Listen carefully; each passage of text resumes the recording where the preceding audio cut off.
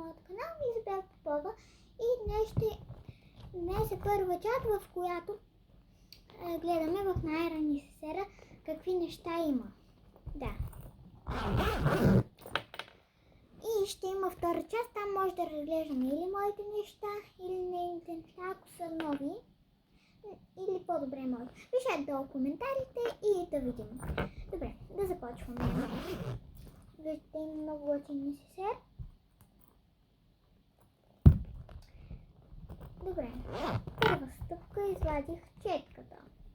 Ето това е малка четка на прасенци.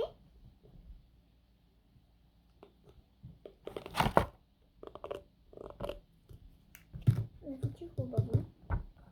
Добре, другото, което изваждаме, това е маска. Аз по принцип слагам маска, не знам защо. Много добре си спи. Като идва отвънка, понеже са и кални лапите, имам тампони.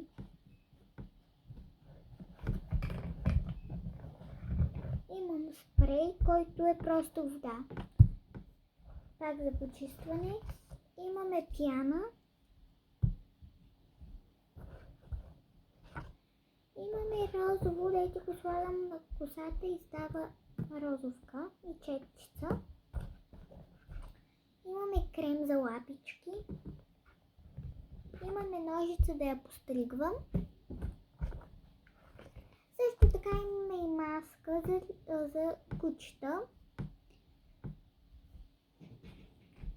И мисля, че тези неща бяха доста готини на пълни. Аз така поне смятам.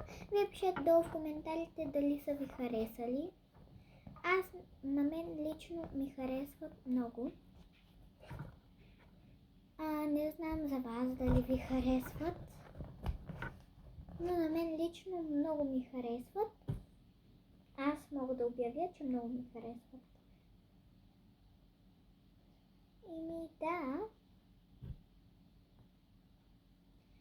И така, пишете долу коментарите, дали са ви харесали. Аз казвам, че на мен лично много са ми харесали.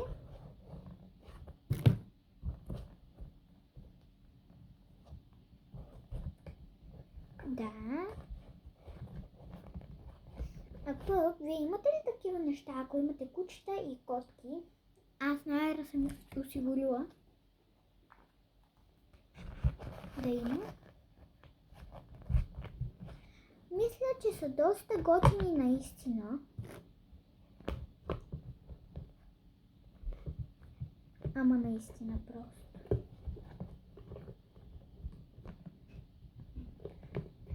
Много са готини.